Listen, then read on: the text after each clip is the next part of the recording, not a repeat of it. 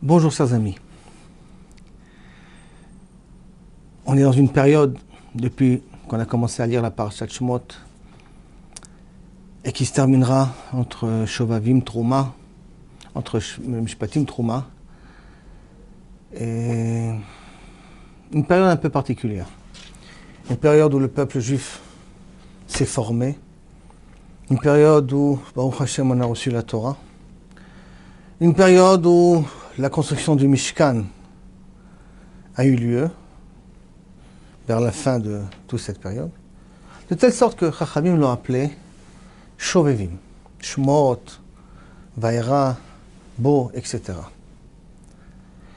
Et puisqu'il y a eu la création d'un peuple à ce moment-là et qu'on sait que, par rapport à ce que nous ont appris nos maîtres, que tout ce qui s'est passé dans l'histoire se répète d'une certaine manière, par conséquent,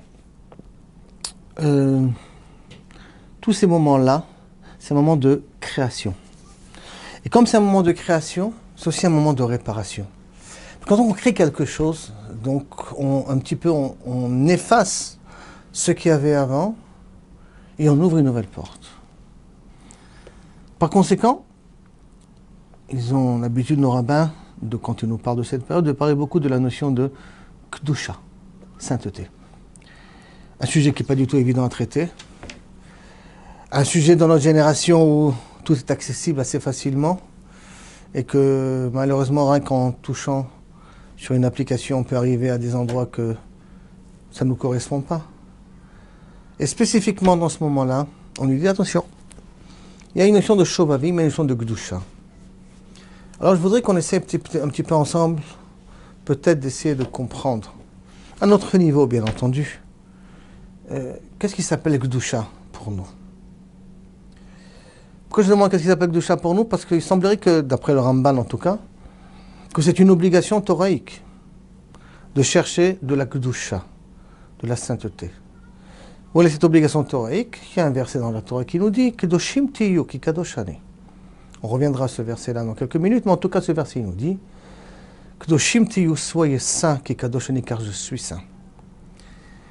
Donc on voit que Akadosh Baruch Hu attend de l'humain, et en l'occurrence de façon plus précise du juif, qui soit ici un exemple de recherche de sainteté.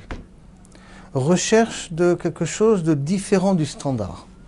Si je peux me permettre un petit peu à définir Kedusha, sainteté, quelque chose qui sort un petit peu du standard. Alors, suivant la vision du Rav Dessler, dans son 4e tome, je voudrais qu'on essaye ensemble de voir qu'est-ce qu'on peut appeler de Kedoshim par rapport à nous. Qu'est-ce que c'est Kedoshim? C'est s'enfermer dans une chambre. Qu'est-ce que c'est Kedoshim? C'est ne pas manger. Qu'est-ce que c'est Kedoshim? C'est ne pas se marier. C'est quoi Kedoshim? Faire le jeûne de la parole, c'est ça Kedoshim? Alors, pour cela, on va essayer d'aller étape par étape, suivant le temps qu'on a devant nous, et on va essayer peut-être, Ezrat Hashem, arriver à donner une petite définition, si Akadosh Baruch Hu le veut bien. C'est bizarre, ou pas bizarre comme vous voulez, que nos Chachamim, quand ils ont voulu donner un surnom à Boré Olam, ils ont donné un nom assez spécial. Ils l'ont appelé Hakadosh Baruch Hu. Traduction, Hakadosh le Saint, Baruch Hu béni soit-il. Le béni soit-il, bon, ça je peux le comprendre, mais on connaît Hakadosh Baruch Hu sous d'autres adjectifs. Comme dans les 13 attributs, Kel, Rachum, Vechanoun, Erech, Apayim, Verav Chesed. Le Dieu de la miséricorde, le Dieu de la bonté, le Dieu. On aurait pu très bien l'appeler Arachum Baruch Hu. Ou Achanoun, le miséricordieux Baruch Hu. Pourquoi les rabbins ont préféré que dans la langue hébraïque, quand on veut faire allusion à notre Créateur, on le dit Hakadosh Baruch Hu. On lui a donné l'étiquette de Kadosh, de saint. On lui donne l'étiquette de saint, d'une certaine manière, il faudrait essayer de voir, est-ce que c'est quelque chose qu'on peut concevoir, qu'on peut comprendre, ou c'est quelque chose qui est au-dessus de notre entendement. Kadosh Baruch Hu, le saint, béni soit-il. Je crois qu'en français on dit comme ça, le saint béni soit-il. D'autant plus que s'ils essayent un petit peu un petit peu à m'imaginer qu'est-ce que c'est Akadosh Baruch Hu et qu'est-ce que c'est l'homme, je sais pas dire, c'est incomparable. C'est une question qui n'a pas de sens. Et une question qui n'a pas de sens pour des raisons des fois qui sont même très très simples.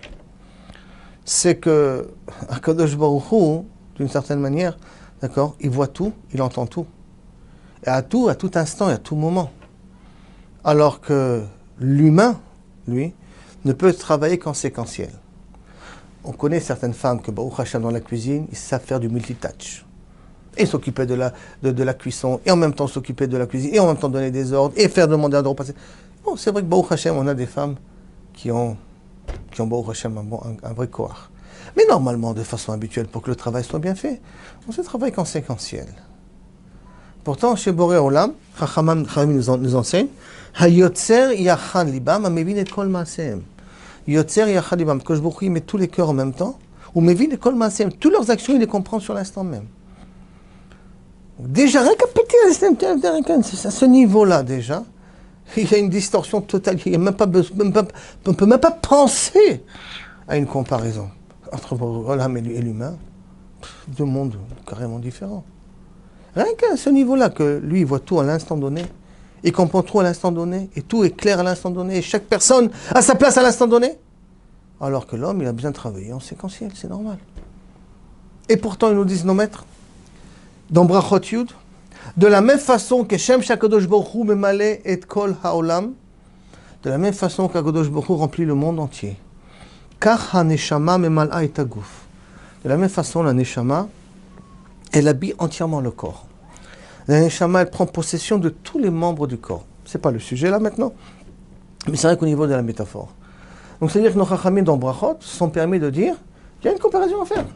Comme Akadosh Baruch Hu remplit le monde entier, alors la neshama, elle remplit le corps entier. Mais ça aussi, ça ne ressemble pas à la même chose. Parce qu'en tant qu'Akadosh Baruch Hu, le monde, c'est aussi deux choses entièrement différentes. Akadosh Baruch Hu est présent partout. Mais Malek Kol Almin, il fait vivre chaque molécule, chaque particule, chaque atome, dépend de sa bonne volonté pour qu'elle existe.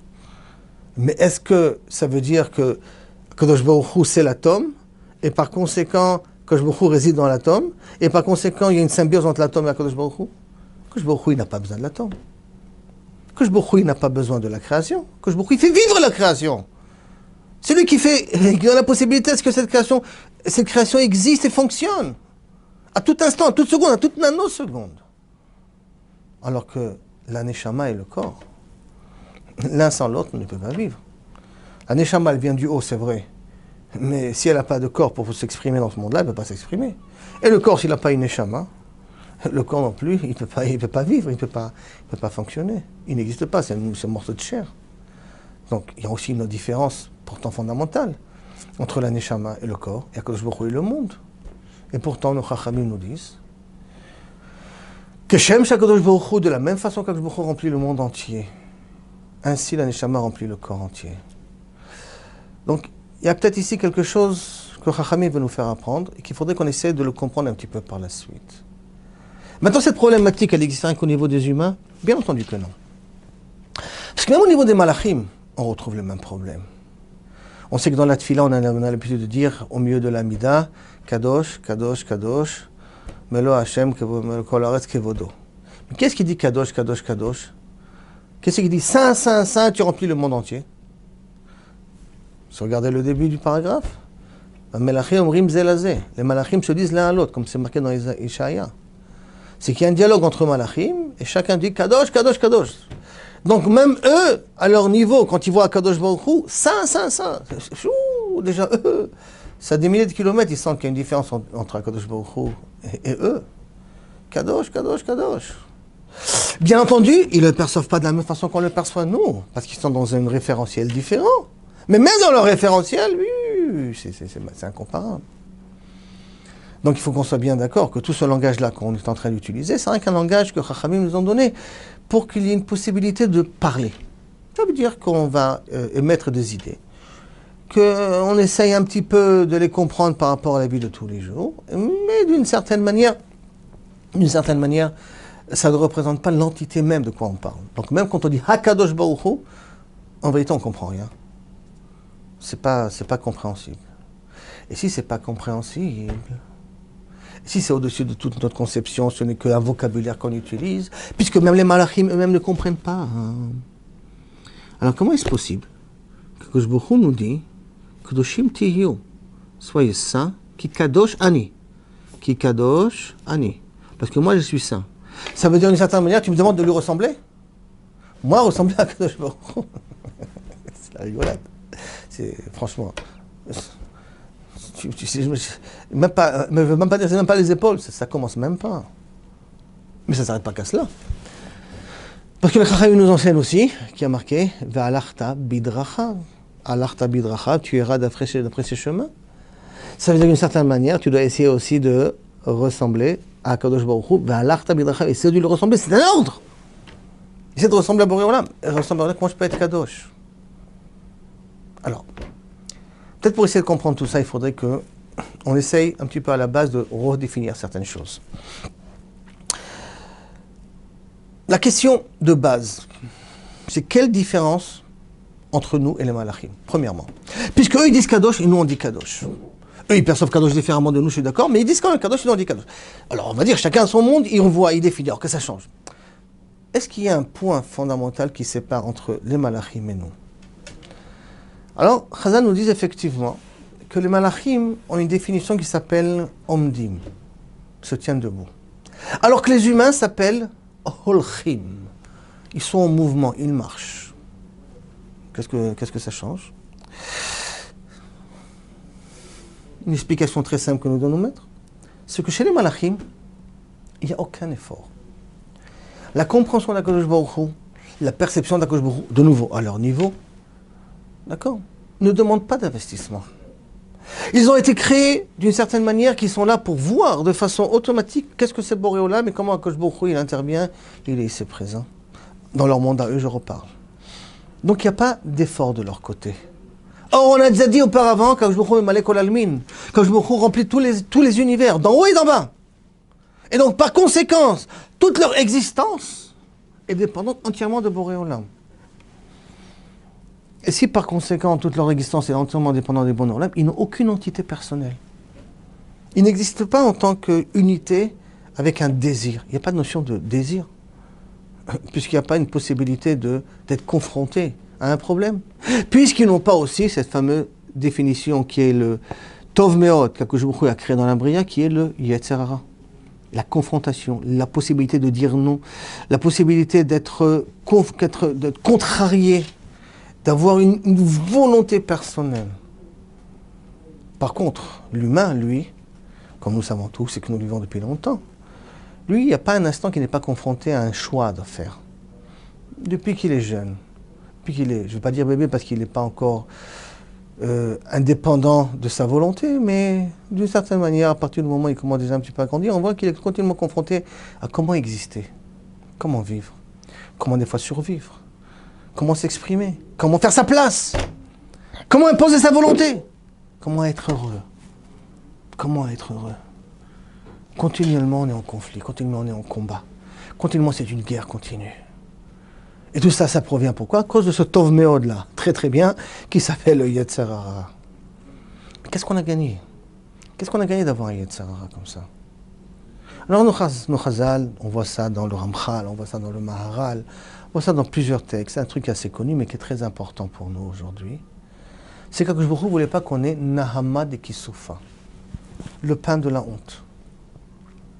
Que il voudrait, qu'il a voulu d'une certaine manière, que ce qu'on méritera d'obtenir à la fin de cet investissement nous revient. Nous revient en bonne et due forme, nous revient parce qu'on a travaillé, parce que c'est à nous. Et par conséquent, je n'aurai pas ce pain de honte, cette notion-là où, qui je suis, comment j'ai pu recevoir, comment tu me donnes, mais je ne mérite pas. Non, que tu n'aies pas cette honte-là. Pourquoi il a fait qu'on va être différent des malachim. C'est-à-dire que les malachim, dans tout leur système, dans toute leur splendeur, dans toute leur grandeur, et dans tout leur pouvoir de dire Kadosh, Kadosh, Kadosh, ils se sentent en vérité toujours très petits. Pourquoi? Parce qu'ils sont rien d'eux-mêmes. Ils ne vivent que par chesed de Boré Olam, que par clémence d'Akadosh Baruch Hu. Alors que l'homme, quand il bave, quand il est su, quand il pleure, quand c'est dur, tout ça c'est payé en cash. Je ne sais pas quand, maintenant, plus tard, dans une semaine, dans un mois, après 120 ans, mais ce n'est pas l'importance. L'important, c'est que tu as travaillé, tu t'as investi, tu payes. Et là, demande le Rav Dessler, très étonnant. Pourquoi? Pardon. Parce que si Akadosh Baruch Hu a voulu qu'on travaille pour obtenir, qu'on soit méritant par le fait qu'on s'est investi, que la récompense, elle m'est due en bonne et due forme par justice. Pourquoi? Parce que j'ai travaillé pour. Donc, d'une certaine manière, ce qu'Akadosh Baruch Hu est intéressé, c'est quand il me paye, je peux me sentir comme ça indépendant en disant « Magi Ali, j'ai le droit de recevoir. J'ai le droit de recevoir. C'est à moi. » C'est-à-dire c'est à moi. Hein, moi l'égoïste, moi l'homme personnel, la personne indépendante, c'est là celle qui existe en soi et qui dit « J'existe et j'ai le droit de recevoir. » Quoi? Akadosh Baruch Hu, il veut qu'on se présente devant lui, on dit « Akadosh Baruch Hu, t'es obligé de me donner. Tu es obligé de me donner. » Donc ce n'est pas la négation totale de notre personne envers Akadosh Baruch Hu. C'est ça que Akadosh Baruch Hu nous demande. D'un côté, on n'arrête pas de parler, se rapprocher de Boré Olam et de Akadosh Baruch Hu, qu'il n'y a aucune différence entre nous et Boré Olam, que toute notre volonté, c'est de servir Boré Olam. Et d'un autre côté, on te dit que tout le but de ton travail, c'est pour que demain, tu puisses lever la tête et dire à Akadosh Baruch Hu, s'il te plaît, Meltsar, là, j'ai oublié comment on dit ça en français. Donne-moi, j'ai le droit de recevoir. Donne-moi ça, j'ai le droit. C'est à moi, ça, c'est à moi, ça, c'est à moi. D'un coup, on vit un monde égoïste. Akadosh Baruch Hu a développé chez nous l'égoïsme. Comment est-ce possible de comprendre une chose pareille? Alors que théoriquement, c'est antinomique à tout ce que les rabbins disent, qu'il faut essayer d'enlever toute ta personnalité pour servir Akadosh Baruch Hu. Alors pour ça, explique le Rav Dessler une règle qui m'a été pour moi, il faudrait dire, une petite découverte quand même, qui n'était pas évidente. On va se mettre dans une situation où quelqu'un est 100% nécessiteux.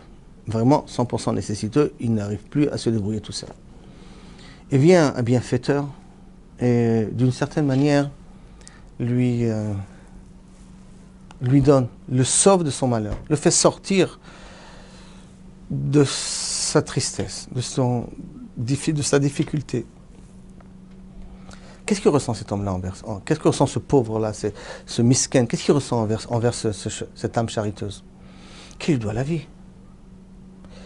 Maintenant, il doit la vie à tel point qu'il y a même, de façon instinctive, une nécessité d'être akaratatov, même les fachot, au moins de dire merci. Au moins ça.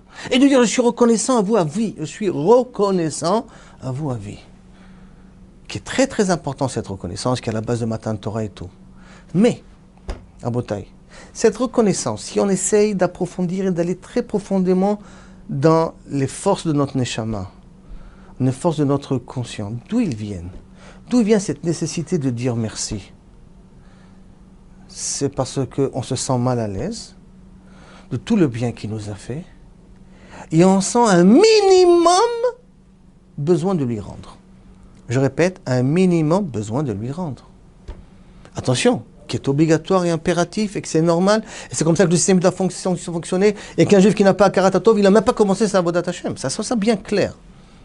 Mais, d'une certaine manière, d'où vient cette nécessité de la Karatatov, je me sens reconnaissant envers toi, redevable envers toi? C'est une mida, c'est une qualité, c'est un pouvoir, un corps, une force, quelque chose qu'il a mis en l'homme, à la naissance, qu'il a un sentiment, je dois lui rendre. Pourquoi je dois lui rendre? Parce que je dois lui payer. Pourquoi je dois lui payer? Parce que être entièrement en situation de recevoir sans avoir la moindre possibilité de lui rendre. Combien de fois on a entendu ça, chers amis? Combien de fois il dit, je ne pourrai jamais savoir combien je peux te rendre tout le bienfait que tu m'as fait. Mais en vérité, cette nécessité de rendre, c'est pourquoi? Parce qu'on se sent mal à l'aise. Et pourquoi on se sent mal à l'aise? Parce que c'est très difficile pour nous de recevoir entièrement tout gratuitement. Très dur. Ça nous gêne. Ça nous dérange. Ça nous embête. Ça nous déstabilise. Et pour résoudre le problème, il t'a donné cette force-là de rendre. Très bien. Alors maintenant, si on a ce sentiment-là qui nous dérange un petit peu, de entièrement recevoir. Imaginons qu'Akadosh Baruch Hu aurait créé un monde chez nous, les humains, comme les malachim. Ça veut dire qu'après 120 ans, quand on arrive devant Akadosh Baruch Hu, on est dans un système où on reçoit à 100% sans avoir faire le moindre effort. On voudrait rendre à Kadosh Baruch Hu, mais on peut lui rendre. On peut lui rendre. Il a des milliards d'années-lumière de nous, on peut lui rendre. Qu'est-ce qui va se passer après? Quand Kadosh Baruch Hu nous donne ce bien-là, on le reçoit. On est obligé de le recevoir, on va le recevoir. Mais avec un sentiment de gêne intérieure. Qu'est-ce qu'il a fait à Kadosh Baruch Hu? Il t'a dit, mon petit, je vais te faire entrer dans un monde où tu vas travailler. Maintenant, quand je vais travailler, je vais t'aider. Puisque Kadosh Baruch Hu, il est Messiah, il nous aide à faire le travail qu'on a besoin de faire. Il n'y a pas un moment que Kadosh Baruch Hu nous donne un petit coup de pouce avec notre femme, nos enfants, le milieu ambiant, les amis qu'on a, pour nous dire, allez, fais encore un petit pas en avant. Donc Kadosh Baruch Hu, on a toujours une siyata d'Ishmaï, une aide divine derrière nous. Kadosh Baruch Hu, il vient, il te dit, je vais te faire entrer dans un monde où Habibi, mon cher, tu vas travailler dur. Tu vas tellement travailler dur qu'après 120 ans, tu vas avoir un tel sentiment que tu as fait quelque chose, que lorsque moi je vais te donner 10 milliards de fois plus que ce que tu as fait, tu n'auras pas un sentiment de gêne. Tu n'auras pas un sentiment que ça, je ne peux pas trop me coller à toi parce que je ne sais pas comment te rendre, parce que j'ai travaillé. Donc en fin de compte, tout ce système-là de travail qu'Akadosh Baruch Hu nous a donné est uniquement, pourquoi? Pour qu'après 120 ans, on puisse se coller à lui. Nidbakelab, être proche de lui. Quand on profite de lui, on profite un vrai profit, parce qu'on n'a pas une gêne. C'est quoi cette gêne de Akaratatov qu'on ne peut pas le faire? Là, on peut le faire. Akaratatov, regarde tout le travail que j'ai fait. Parce que c'est presque, vous savez tout ça très bien, ce qu'a dit l'Empire qui a vote, qu'une mitzvah ici en haut, ici en bas, aucune récompense du monde entier ne peut la combler, ne peut la remplacer, ne peut la payer. Donc, ce qu'Akadosh Baruch Hu nous donne, de toute manière, il y a des milliards de kilomètres de ce qu'on a vraiment fait. Mais néanmoins, puisqu'on l'a fait à la suite d'un effort, puisqu'on l'a fait à la suite d'un investissement, on l'a fait à la suite d'une certaine contrainte, et on l'a fait quand même, à ce moment-là, on pourra le recevoir avec le sourire. Et là, à ce moment-là, ça sera une dvekout. On sera collé à Kadosh Baruch Hu à 100%. C'est ça Kadosh Baruch Hu qu'il a voulu. Maintenant, de la même façon que du point de vue spirituel, il y a une connexion particulière qui va se faire entre nous et Kadosh Baruch Hu par l'intermédiaire de notre investissement ici sur Terre. Maintenant, il faut savoir aussi une chose. Elle est assez complexe à mes yeux, mais néanmoins, il faut d'abord qu'on la définisse une fois. Une phrase que Chazal nous a enseignée. Chazal nous ont dit déjà une fois, Retzoncha shelo tamut, tu veux ne pas mourir? Mot ad shelo tamut. Meurs jusqu'à que tu ne mourras pas. Une phrase du vrai chinois, je répète. Retzoncha shelo tamut, tu ne veux pas mourir? Mot, meurs, ad shelo tamut, jusqu'à que tu ne mourras pas. Ça veut dire quoi ça? Il y a dans la Gemara Brachot, on ramène là-bas une histoire d'une personne qui a quitté la maison et qui est allée dans le cimetière et tout. Et en même temps, on nous raconte un petit peu ce qui se passe dans le cimetière. Et dans le cimetière, on raconte là-bas l'histoire de deux âmes qui parlent entre elles. Une dit ça, l'autre elle dit ça. Et à un moment donné, une des âmes dit à l'autre âme, la personne les entend en train de parler, en train de dire, tu sais, ta cousine, ou ta nièce, je ne me rappelle plus tellement bien, elle va nous rejoindre demain. Ça veut dire que ça va à l'avance, le décret qui va avoir lieu. Donc ta cousine ou ta nièce, elle va nous rejoindre demain. Et alors, il dit, s'il te plaît, demande-lui si elle peut amener avec elle un peu de farde qu'on met dans les yeux et un peigne pour se peigner. Attendez, je reprends l'histoire de quoi elle parle. On parle d'une personne qui va dormir dans un cimetière et qui l'entend. C'est de l'imagination, c'est du reste, c'est pas important. C'est le message que Chazal nous enseigne ici qui est important. Deux âmes en train de parler entre elles, et qu'une dit à l'autre, ta nièce ou ta cousine qui va venir, alors prépare-la et dis-lui qu'elle amène avec elle, où ça? Dans la tombe, un peu de farde et une peigne pour se peigner, parce que moi j'ai fini mon farde en moi. Ça veut dire quoi ça? Je comprends pas, mais on parle d'âmes qui sont mortes. On parle de personnes qui n'existent plus. Alors, ça veut dire quoi, Amen?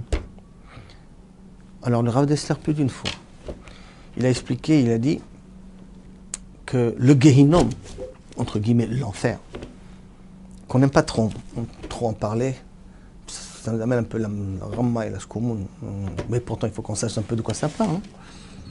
Le Gehinom n'est pas forcément comme on voit dans tous les dessins animés, ou tous les livres, toutes les définitions un peu spéciales, avec des feux, chardons, des petits anges avec des cornes et des fourches et des queues qui viennent nous mettre comme ça, on fait en brochette. Ça, c'est bon pour les autres religions, c'est pas pour nous. Le Rav Dessler, il dit que lorsqu'une personne quitte ce monde, les mêmes envies qu'il a du vivant, il les a après la mort. Je répète, les mêmes envies qu'il a du vivant, il les a après la mort. Et par conséquent, une personne qui aime dormir, une personne qui aime manger. L'onaïm li kolkar, c'est pas tellement sympathique, mais quelqu'un qui aime les femmes. Quelqu'un qui aime voler. Quelqu'un qui aime mentir. Qu'est-ce qui se passe après 120 ans? Ce même désir continue à l'accompagner. Combien de temps? Combien qu'il en a besoin? Jusqu'à qu'il prend conscience qu'en fin de compte, il n'appartient plus à ce monde. Maintenant, imaginez-vous cette angoisse qu'il y a d'une personne qui se trouve dans un monde où il désire des choses et il n'a aucune référence, aucun moyen de pouvoir les recevoir. Vous allez me dire, une personne en prison, c'est un petit peu la même chose, non? Non. Une personne en prison, il attend de dormir et quand il dort, il sent qu'est-ce que c'est dormir. Quand il mange, il sait qu'est-ce que ça veut dire manger, il mange, même si c'est dégueulasse, mais il mange quand même. Quand il veut avoir des informations, il entend des bruits. Des fois, il voit des policiers passer. Des fois, il voit des rayons de soleil de l'extérieur rentrer par la fenêtre. Même qu'il est déconnecté de sa liberté, parce qu'on a décidé de le mettre à part, mais quand même, il continue à avoir un certain référentiel avec des choses qu'il connaît. Mais imaginez-vous qu'on prend cette personne-là et qu'on la met dans une chambre fermée, insonorisée, sans aucun contact avec tout le monde extérieur, qu'il a les mêmes désirs, il les désire, il ne peut pas les réaliser. Ça vous est jamais arrivé des fois que vous êtes seul à la maison, puis vous commencez un petit peu à avoir l'angoisse, alors vous allumez la radio. Vous êtes dans la voiture en train de conduire. Vous allumez, vous mettez une cassette, vous allumez une radio. Pourquoi? Concentrez-vous sur la conduite. Non, vous êtes seul. Vous avez besoin d'entendre. Vous avez besoin d'être encore en contact avec quelque chose qui montre que je suis encore dans un monde qui fonctionne. Le Rav Fanger raconte que lorsqu'il était en Inde pour être un grand gourou, la plus grande épreuve qu'il a eue, c'était d'être enfermé dans une grotte pendant plus de 20 jours ou 40 jours sans avoir contact avec personne. Un homme ne peut pas vivre comme ça, dans l'abdidou, dans l'être seul, déconnecté du reste du système, bdidout, seul vraiment, boded. Il peut pas, il explose. Il tient une balle dans la tête. Il a besoin qu'on lui parle, parle-moi. Combien de fois une femme dit à son mari, parle-moi, dis-moi quelque chose, dis-moi que j'existe. Imaginez-vous comme ça un monde où les gens sont avec tous leurs désirs, et malheureusement, ils ne peuvent pas les assommer. Ils voient et ça ne vient pas. Ils ont envie, une cigarette, elle ne vient pas. Elle est là devant leurs yeux, ils s'imaginent tout, et ils l'obtiennent pas. Tout ça, dit le Rav Dessler, ça c'est le Gehinnom. C'est le désir insatisfait. Je ne peux pas le remplir. Je ne peux pas le remplir. Et par conséquent, nous dit justement cette fameuse Gemara-là, tu veux ne pas mourir? Mot achetamut. Meurs avant de ne pas mourir. C'est quoi meurs avant? Apprends à prendre une distance par rapport à tout ce qui est autour de toi. Je reviens à la définition première du Ramban. Kedoshim tiyu ki kadosh ani. Rashi l'a expliqué, c'est au niveau des harayot, au niveau de l'adultère, au niveau de tout le problème sexuel. Mais le Ramban, il dit Kadesh atzmecha bemotar lach. Sanctifie-toi dans ce qui t'est permis. Sanctifie-toi dans ce qui t'est permis, ça veut dire apprends à ne pas être dépendant du système. Utilise le système, tout le système, même s'il faut un iPhone pour le travail, utilise-le, mais ne pas être dépendant. Ne pas être connecté de telle sorte que je ne peux pas sans. Quelle sera l'épreuve? Si un jour ta femme n'a pas fait à manger à la maison, c'est la fin du monde? Non, c'est la pauvre, elle ne peut pas. Si un jour ton iPhone est tombé en panne, ça doit être la fin du monde? Non. Si un jour ta voiture est tombée en panne et que tu dois prendre le métro à cause de ça, ou que tu dois prendre un taxi à cause de ça, c'est la fin du monde? Non. Si une fois tu as une insomnie, c'est la fin du monde? Non. Apprends. Prendre une certaine distance. Kadesh atzmecha bemotarlach. Comprends que ce monde-là n'est qu'un moyen, n'est qu'un instrument, n'est pas un but. Et par conséquent, quand tu vas commencer à prendre ce recul, et donc tu vas au moins prendre un exemple, un élément, et tu vas te dire, cet élément-là, Bezrat Hashem, je vais essayer de le faire pour toi, Kadosh Baruch Hu. Désintéressé. Je le fais parce que c'est pour toi que je le fais. Comme un mari qui fait la vaisselle à sa femme et qui n'attend rien en retour, même pas un sourire. Il la voit heureuse, il sent qu'elle est heureuse, même si elle ne lui répond pas, même si elle ne lui montre pas. Il sent qu'il a pu l'aider. Lui, ça le rend heureux. Désintéressé. Pour Akadosh Baruch Hu. Où j'apprends à me déconnecter du système et ne pas le faire ni pour le Olam Haba, ni pour avoir ma part dans le monde futur, dans le Gan Eden, ni pour avoir des enfants en bonne santé, ni pour... Non, je fais pour toi, Boré Olam. Je prends une certaine distance pour toi, Boré Olam, Akadosh Baruch Hu. Akadosh, saint, un petit peu séparé d'eux. Je fais pour toi quelque chose. À ce moment-là, tout le reste du système, même s'il est de façon intéressée, devient lui aussi Kadosh. Grâce ou à cause, ou par l'intermédiaire de cette petite mitzvah où j'ai travaillé et de chercher un peu de Gdusha, un peu de sainteté dessus. Sainteté, ça veut dire désintéressé. D'où je le sais ça, Rabotai? Du Maharal de Prague. Le Maharal de Prague nous ramène que Bezrat Hashem Bekarov, les tzadikim, ils vont s'asseoir sur une ronde. Et quand tu vas être autour d'une ronde dans le Gan Eden, au centre de cette ronde-là, va être Akadosh Baruch Hu. Et ils vont tous chanter la fameuse chanson qu'on a l'habitude de chanter aussi. Vaya bayom maru, ine helokenuze, kivinulo. Et ce jour-là, on dira, voici notre Dieu, kivinu qu'on l'a espéré à lui, vayoshienu et qui nous a sauvés, ze Hashem kivinulo. Ça, c'est Akadosh Baruch Hu à qui on a espéré, et ainsi de suite. Ils vont tous chanter ensemble. Voilà Akadosh Baruch Hu. Au centre, le bruit au centre, on va tous le mettre ici. Demande le Maharal de Prague, pourquoi on est obligé de faire un cercle? Pourquoi pas en rangée, en ligne droite? Pourquoi pas chacun individuellement, par rapport au travail qu'il a fait, il verra Kadosh Baruch Hu et puis ça s'arrête là? Pourquoi faire un cercle? Et en plus, plus précisément, c'est qu'il y a marqué Kulam bemachol. Quand je dis en cercle, Atir Kadosh Baruch Hu lastot machol atzadikim. Il dit dans Sof Ta'anit, Kadosh Baruch Hu il va faire un machol, il va faire un cercle. On se tient tous la main, entre guillemets, d'accord, toute l'âme Israël Bezrat Hashem, on se tient la main et on voit Kadosh Baruch Hu au centre. Il dit le Maharal de Prague, pourquoi? Parce que quand on est en cercle et qu'on bouge, à ce moment-là, on regarde chaque fois une facette différente de ce qui est au centre. Ok? Quand je vois une facette différente de ce qui est au centre, en fin de compte, je vois tout ce qui est au centre, mais en faisant 360 degrés. Mais le point de départ d'où j'ai commencé, c'est quoi? C'est la première facette que moi, j'ai créée pour voir Kadosh Baruch Hu. Et grâce à cette petite facette-là, cette petite fenêtre, que ça, c'est moi qui l'ai créée, parce que je suis un tzaddik, j'ai travaillé. J'ai te cherché Boré Olam. J'ai compris que je dois un petit peu me déconnecter de ce monde matériel. L'utiliser. Pas m'y accrocher, pas m'y être dépendant. L'utiliser. Et quand j'ai pris cette distance et je l'ai utilisée, à ce moment-là, je suis capable de dire que voilà, j'ai fait une chose pour toi, Boré Olam. Et quand j'ai fait cette chose-là, et que je la vois, ça c'est ce que j'ai créé, après je tourne et je trouve une nouvelle facette. C'est que le bisrout, par le mérite d'une mitzvah, d'un acte, qui peut être entre moi et mon ami aussi, pour Akadosh Baruch Hu, je le fais. Moi et ma femme, moi et mes enfants, pour Akadosh Baruch Hu, que je le fais. Une mitzvah, je fais les Shem Shamaim. Je fais ça pour lui. À ce moment-là, je fais. Donc, je la rends kadosh, cette mitzvah-là. Je la rends sainte, parce qu'elle n'est pas dépendante d'un intérêt. Donc, automatiquement, je pourrais voir toute la facette, tous les 360 degrés d'Akadosh Baruch Hu. Et ça, c'est un nouveau chesed que Boré Olam, il nous le fait. Et il nous dit, attention, avec Kedoshim Tiyu. C'est quoi Kedoshim Tiyu? Alors Tabidra, essaie de me ressembler. Comme tu as très bien compris que je suis très loin, à des milliers de kilomètres. Je t'ai donné un Yetzera, je t'ai donné quelque chose qui te met en contrainte. Et justement, grâce à lui, tu vas pouvoir te déconnecter de lui. Il faut faire une mitzvah.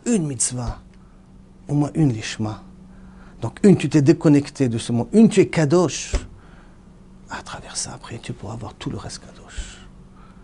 Ça, c'est un chesed gadol qu'Akadosh Baruch Hu, il a fait. Kedoshim tiyu. Et ça, on peut le faire. Sur une, je répète, c'est le chidush du Maharal, mais en fin de compte, je l'ai retrouvé aussi dans d'autres textes, cette même idée, mais une, au moins une. Et quand c'est le moment le plus propice de pouvoir travailler, c'est quand dans le passé, il y a eu aussi cette notion de renouveau, comme on a dit au départ. Cette période-là de Shovavim, qu'on est en train de passer. Et par conséquent, quand on arrive à être Kedoshim, au moins sur un point, à ce moment-là, on arrive à se différencier du reste du monde. On arrive à être un exemple du reste du monde. Vous comprenez que ça va faire boule de neige. Quand ça fera boule de neige, après, c'est tout le reste du système qui changera. Et c'est peut-être pour ça que le peuple juif existe. À pouvoir faire changer le système par le fait qu'il va d'abord changer lui-même. Donc, Kedoshim Tiyo. Soyons saints. Parce qu'Akadosh Baruch Hu, c'est son nom. Et parce que les malachim disent Kadosh, Kadosh, Kadosh. Et parce que, il y a marqué V'alachta bidracha, tu essaieras de lui ressembler. Et ça, c'est à notre portée de nos mains, surtout dans cette période-là. Alors donc, Bezrat Hashem. Par le travail que chacun de nous, en parlant déjà du sujet, en pensant qu'il y a des choses qu'on peut changer, qu'on sera capable, chacun de nous, de prendre une petite mitzvah. Même si elle est tout petite, c'est pas grave. Donc on arrive à la prendre, et on arrive à appliquer sur cette mitzvah Kedoshim. Sur ça, je suis saint. Même si je suis encore un petit peu sale, mais sur ça, je suis saint. C'est quoi ça? Je vais essayer de le faire entièrement pour toi, Boré Olam. Je ne vais pas être dépendant du système matériel. Sur ça, après 120 ans, je n'aurai pas à regretter. On a traversé Bezrat Hashem. Le monde entier recevra sa Gdusha parce que chaque élément qui fera son travail rajoute de la Gdusha dans le milieu ambiant où il se trouvera. Et à ce moment-là, Bezrat Hashem, on sera capable de dire cette fameuse phrase. Vaya bayom haou. Et ce jour-là, Hine Elokeinu ze kivinu lo beyoshienu. On espérait, on a travaillé pour lui. Ça veut dire l'ishma, pour essayer d'arriver vers lui. Beyoshienu, c'est lui qui nous a délivrés. Qu'on arrive à ça, Bezrat Hashem, par votre mérite, par le mérite du Ham Israël dans toute sa généralité. Qu'Akadosh Baruch Hu dise, Daï, ça suffit, à toutes les souffrances qu'on est obligé de payer. Et qu'il est arrivé le moment qu'on puisse vraiment profiter de tout le travail qu'on a fait jusqu'à maintenant. Que ce soit au niveau des mitzvot qu'on a fait, ou que ce soit au niveau de la souffrance qu'on a eue, des difficultés de notre vie, et des malheurs qu'on a dans notre vie. Avec tout ça, que je dise, Daï, c'est arrivé le moment de la récompense. De dire, Zé Elokeinu, Kivinu, Yoshienu Zé. Amen, Ken Yiratson. Bracha v'atzlacha. Et à la prochaine fois.